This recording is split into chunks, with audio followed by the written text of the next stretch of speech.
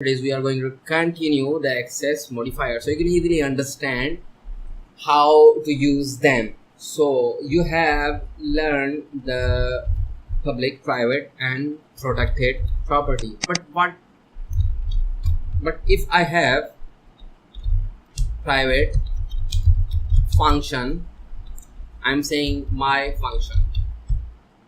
Make sure it's a my function. Now I'm saying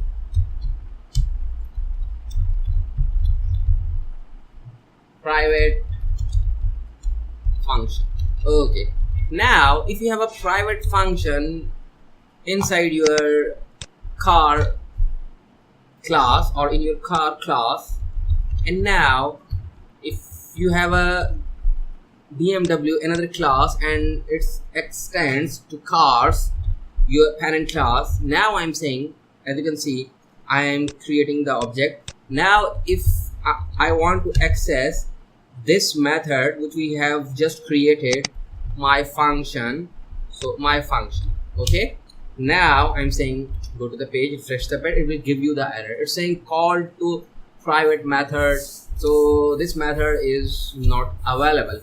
Why? Because you cannot access the private method outside of the class. Okay, now I'm saying I'm creating the object obj, and here I'm saying new r, and now I'm saying obj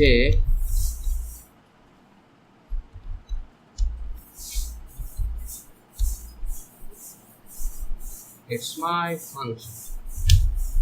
My function you can also not access. Okay, now if I'm saying I'm accessing this function here, I'm saying this, now as you can see it's displaying my function because this is the private function. Now I'm accessing this method obj, now display, go to the page, refresh the page, as you can see it's saying private function. Now if I am going to comment these two properties now, because I have just comment, now as you can see it's saying private functions. So you always access the private functions in the class, not outside the class. So as you can see, this is the class,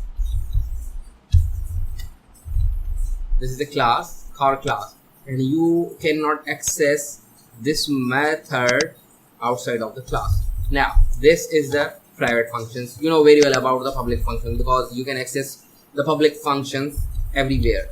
So I think this is enough for today. In the next lecture we are going to cover the static and the scope resolution operators in PHP. So thank you for watching.